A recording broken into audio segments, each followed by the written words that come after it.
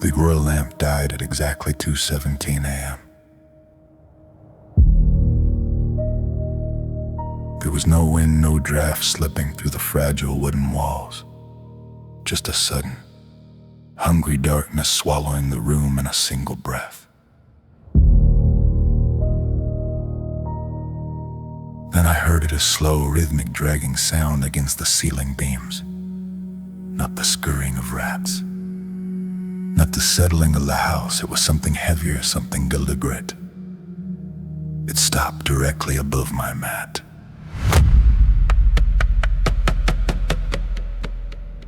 A faint crack followed, the sound of green bamboo bending until it splinters. And then a whisper, not from the door, but from the air right above my face. "I can see you." My wife, Aiko, was beside me. Her body was worn, her breathing steady and rhythmic. Her neck looked normal, at least. That was the lie I fed my soul to keep from screaming. Before the whispering nights, there was only the rot of failure. I was a wood carver once, a man of craft and respect.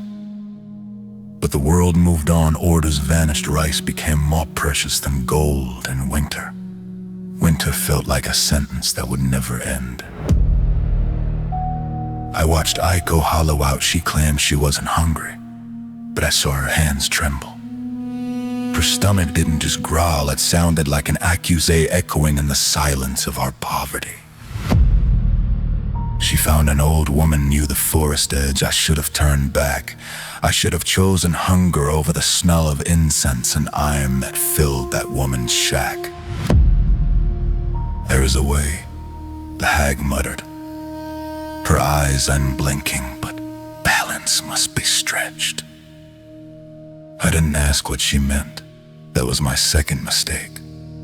Pride is a feast that leaves you starving for more.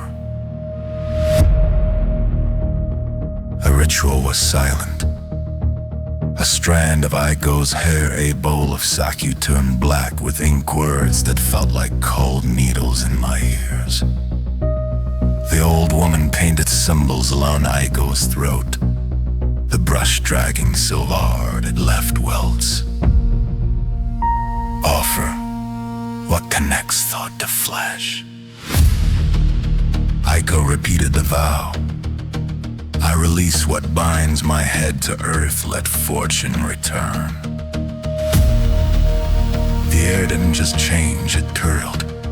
The house felt like it inhaled and forgotten how to let the breath go. Aiko gasped, then smiled, and for a while, the lie was beautiful.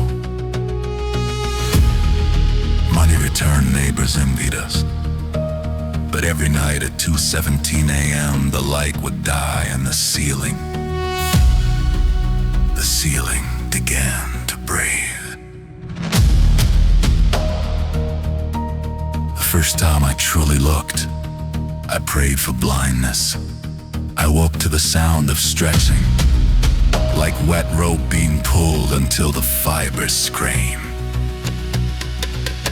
Aiko lay beside me, peaceful, but her neck, it was rising.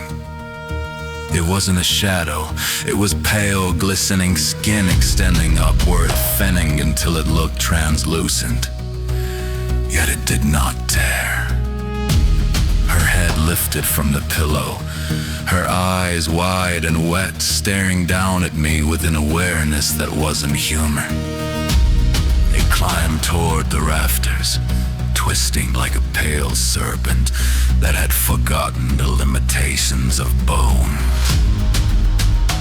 She slid through the narrow gaps in the wood like smoke, wearing a human face. The following nights were a nightmare of whispers. She wandered. I heard her faint, distorted laughter drifting across the rooftops. The villagers woke up exhausted.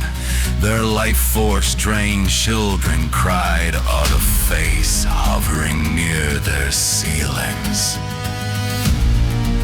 back to find the old woman. Her house was gone. No ashes, no footprints, only disturbed soil, as if something long and heavy had dragged itself deep into the earth. One morning, the sun rose, but Aiko's hand did not. Her body lay calm beside me. Her neck was stretched thin across the floorboards like an abandoned, useless rope. Outside, the screaming started. I stepped into the light and saw a shadow sliding across the rooftops. A familiar silhouette, watching from the heights. She is still searching, and she is still hungry.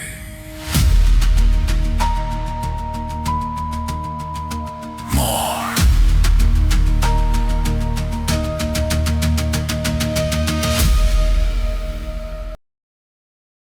Some stories are meant to be remembered, not because they are true, but because they remind us of our mistakes.